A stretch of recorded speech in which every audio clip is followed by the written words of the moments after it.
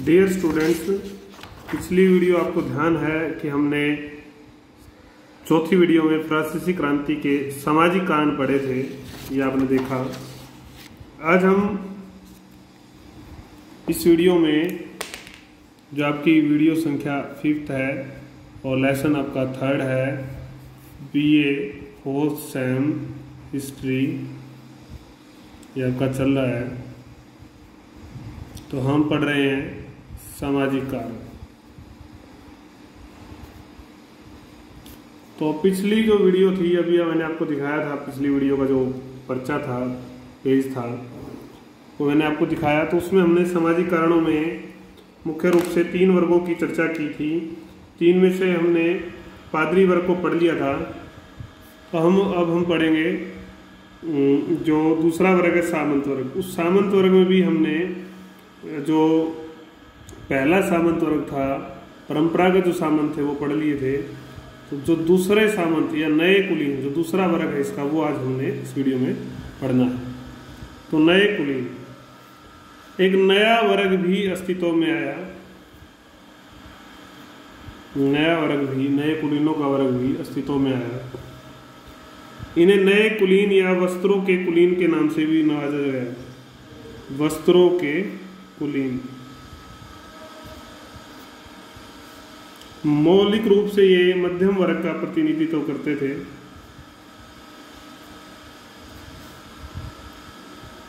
लेकिन लुई 14 के शासनकाल में जब राज्य आर्थिक मंदी के दौर में फंस गया, तो उसने अपने मुख्य पदों को बेच दिया तथा उन्हें कुलीनों वाली सुख सुविधाएं व विशेष अधिकार भी दे दिए। लुई 14 जब फंस गया था मंदी में राज्य, तो उस दौरान पदों को बेचा गया। पदों को बेचा गया तो उनको विशेषाधिकार भी दे दिए गए।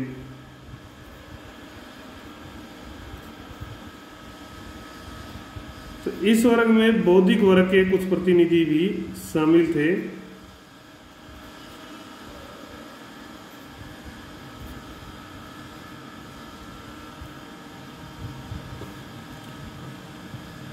परंपरागत कुलीन इन्हें हे मानते थे। हे मतलब नीच मानते थे, कमतर मानते थे, जबकि ये अपने आप को उनके बराबर मानते थे। दोनों का टकराव हुआ। दोनों का टकराव भी क्रांति का एक कारण बनता है। तो ये लोग क्रांति का नेतृत्व करने वाले बने। अपनी योग्यता व कार्य प्रणाली ये कारण ये प्रसिद्ध थे, विख्यात थे, अच्छे लोगों में नाम गिना जाता था। पेरिस तथा 12 अन्य जो प्रांत थे, उनकी जो पार्लेमा हमने बताया था कि एक पुरानी संस्था थी, उच्च संस्था थी इनकी, उनमें इनका वत्सव था। इसी कारण से, इसी आधार पर उन्होंने शासक तथा उसके मंत्रियों की, इसी योग्यता के आधार पर शासक और उसके मंत्रियों की अनुचित जो कार्रवाई होती थी उसका समर्थन नहीं किया। लुई 16वें ने जब अपनी आर्थिक स्थिति के लिए कर का प्रस्ताव रखा, भी आर्थिक स्थिति ठीक हो जाएगी, तो उसने स्टेटस जनरल के अधिवेशन की आवश्यकता बताई। इसके लिए उन्हें जनसामान्य का समर्थन भी ले लिया। इसमें सुधार के विरुद्ध लिखना, तो इन्होंने विरुद्ध लिखना, लेख लिखते थे ये लोग। जनता में जागृति,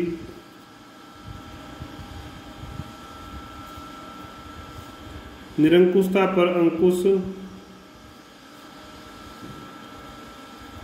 लगाने का प्रयास भी फ्रांस में क्रांति के लिए जिम्मेदार था।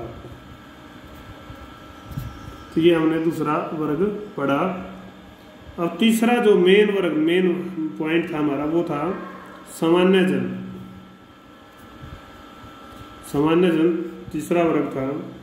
इनकी जनसंख्या 2.5 करोड़ थी। अधिकारहीन वर्ग भी इसको कहा जाता था।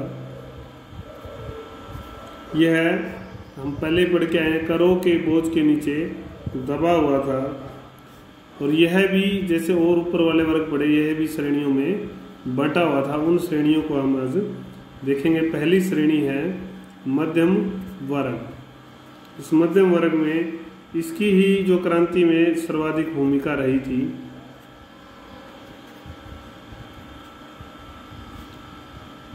यह योग्य भी था, हालांकि इसको अधिकार नहीं थे। अधिकांशतः ज़्यादातर ये लोग नगरों में रहते थे।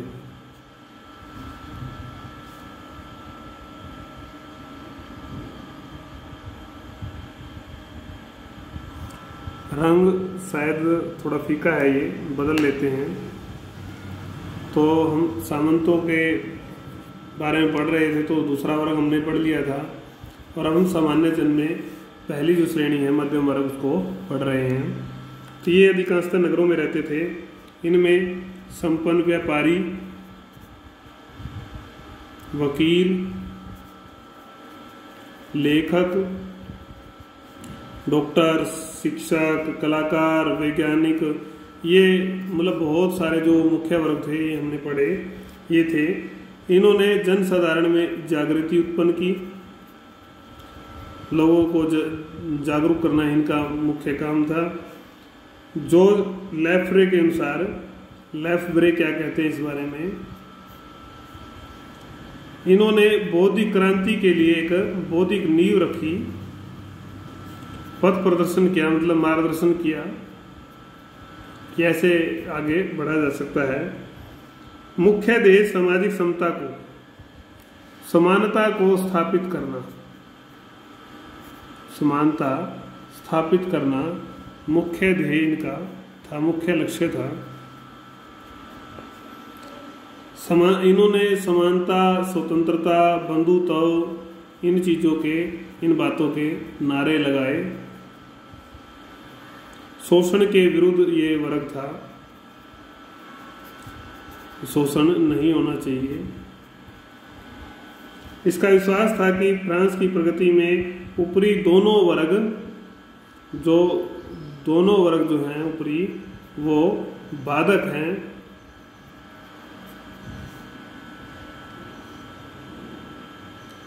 संख्या की दृष्टि से ये बहुत अधिक नहीं थे। शासन की व्यवस्था वास्तव में यही चलाते थे, भले ही उनका उच्च पदों पर अधिकार नहीं था। शासन चलाते थे बिना अधिकारों के, संख्या में ज्यादा नहीं थे।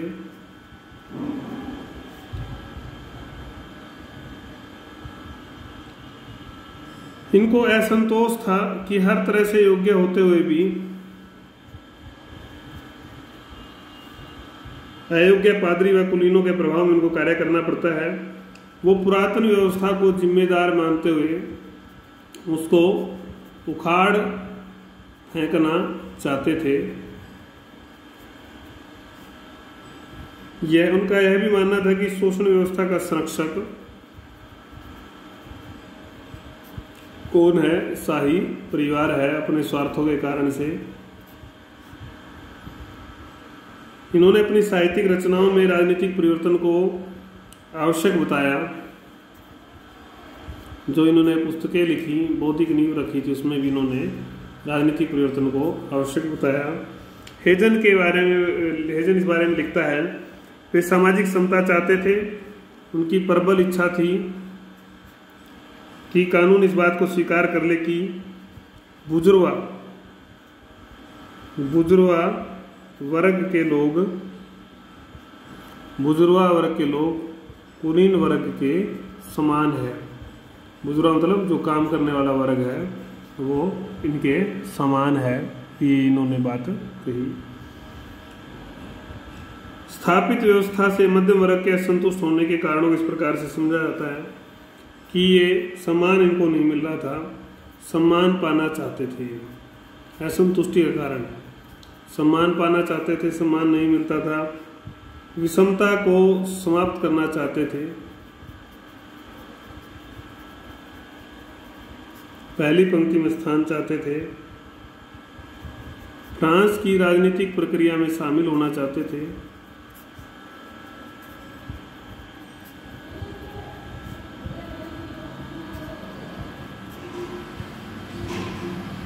क्योंकि उनमें शासन संबंधी सभी गुण विद्यमान थे और जब तक वो दो ऊपर वाले वर्ग हैं ये रहेंगे तो राजनीतिक विकास संभव नहीं, ऐसा ये मानते थे।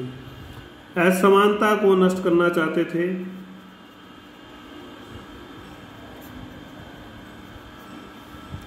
साहित्य में विभिन्न वर्गों के समर्थन के कारण इन्हें उदारवादी प्रजातंत्रवादी भी कहा जाता है। आर्थिक दृष्टि से यूरोप इसमें उन्नति कर रहा है जबकि फ्रांस पिछड़ रहा था, तो फ्रांस के अस्तित्व को बचाना चाहते थे आर्थिक दृष्टि से और हर प्रकार का कदम जो भी उठाना पड़े उसके लिए ये उचित मानते थे। तो ये हमने पढ़ा। उसके बाद इसमें जो दूसरा मुख्य वर्ग है वो है आपका मध्यम वर्ग, हमने पढ़ लिया। दूसरा इसमें वर्ग आएगा किसान वर्ग। किसान के बारे में हम पढ़ेंगे। किसान जो था, क्योंकि जैसे भारत आज कृषि प्रधान देश हम पढ़ते आए थे, तो ये भी कृषि प्रधान देश था पहले फ्रांस। 80% जनसंख्या पहले लगभग सबका यही था, कृषि करती थी, यही मुख्य काम था। किसानों में भी श्रेणियां थी। फर्स्ट जो थे वो थे स्वतंत्र किसान। इनका भूमि पर अधिकार होता था।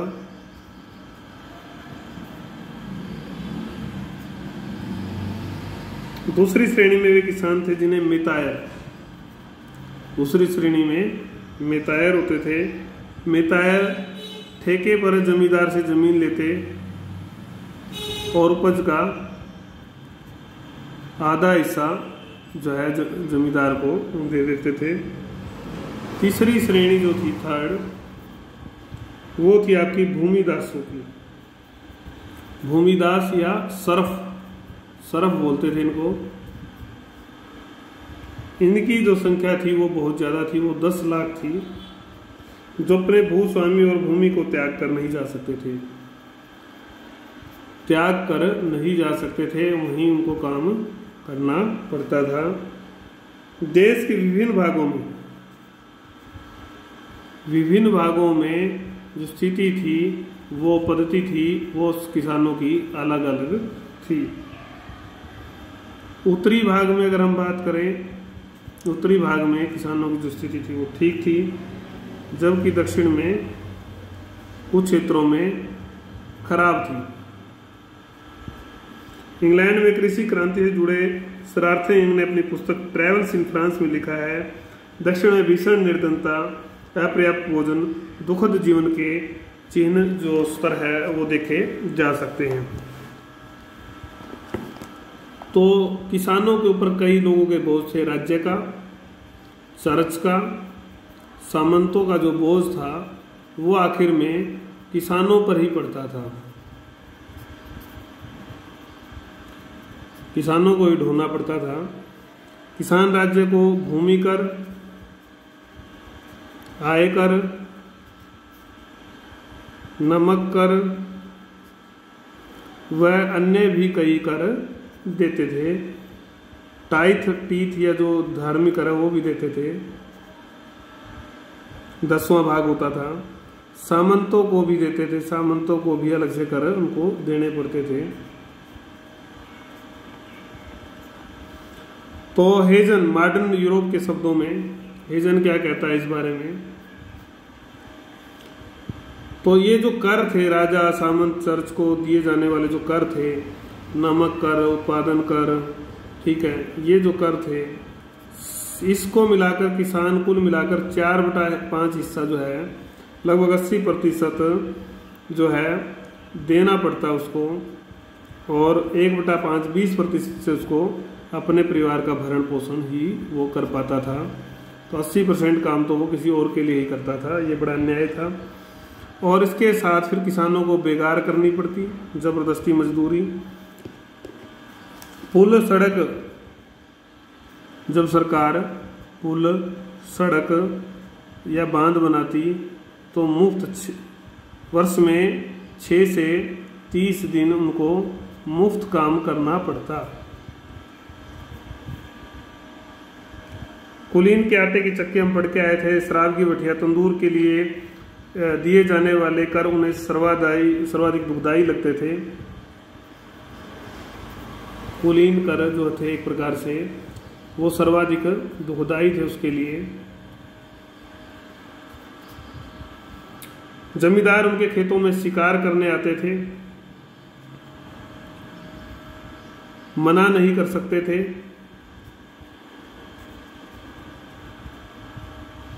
यहाँ तक कि उन्हें सामंत के पशुओं को अपने खेत से निकालने पर भारी दंड सहना पड़ता। तो इस शोषण के, इस अत्याचारों के विरुद्ध जागृति आ गई थी इस समय में, 18वीं शताब्दी में। गरसाए ने इसके संबंध में लिखा, किसान इतने दुखी हो चुके थे कि स्वयं ही क्रांतिकारी तत्वों में परिवर्तन हो गए। गरसाए लिखता है कि इतने दुखी हो गए थे कि स्वयं ही क्रांतिकारी तत्वों में परिवर्तित हो गए। किसी को ज़्यादा उनको जागरूक करने की जरूरत नहीं पड़ी, उन्हें मात्र एक संकेत की आवश्यकता रह गई थी। आज हम यह अनुभव करते हैं कि उनके सहयोग के बिना क्रांति का सफल होना कठिन था। ये लेब्रे ने कहा। तीसरा जो वर्ग है वो है आपका इस सामान्य जन में, वो है मजदूर और दस्तकार। मजदूर और दस्तकार को हम पढ़ेंगे। तृतीय वर्ग के लोग, तृतीय में भी तृतीय हैं, ये भी समाज का अभिन्न अंग थे। मतलब इसको भी तोड़ा नहीं जा सकता, अलग नहीं किया जा सकता। इनकी दशा शोचनीय थी, मतलब बहुत खराब थी। मजदूरों की संख्या जो है 25 लाख थी लगभग। उद्योगों की जो स्थापना की परंपरा थी वो भी परंपरागत ही थी। तकनीकी परिवर्तन नहीं किए जा रहे थे।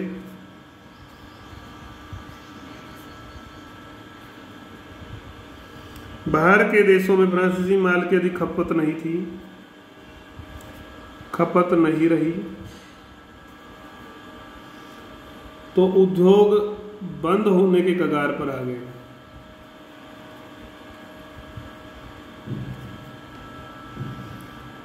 जीवन यापन करना जो है इनके लिए और अधिक मुश्किल, कठिन होता गया। तो शहर छोड़कर गांव गए और गांव ने अकाल पड़े तो साधन नहीं मिला उनको। यहाँ भी दुख ही रहा। दूसरी ओर जो लोग काम कर रहे थे 16 घंटे उनको काम करना पड़ता था। मजदूरी फिर भी कई बार नहीं मिलती थी। ये स्थिति थी। सुरक्षा व स्वच्छता नाम मात्र थी।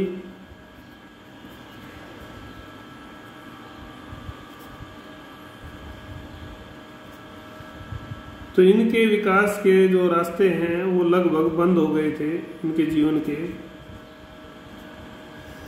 इस कारण इन्हें लूट मार का रास्ता अपनाना पड़ा।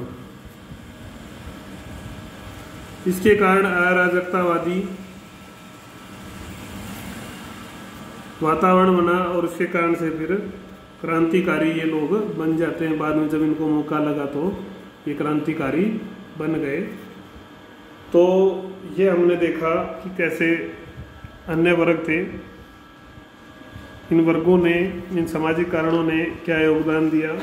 अगली वीडियो में हम आर्थिक कारण पढ़ेंगे, उसके बाद धार्मिक कारण,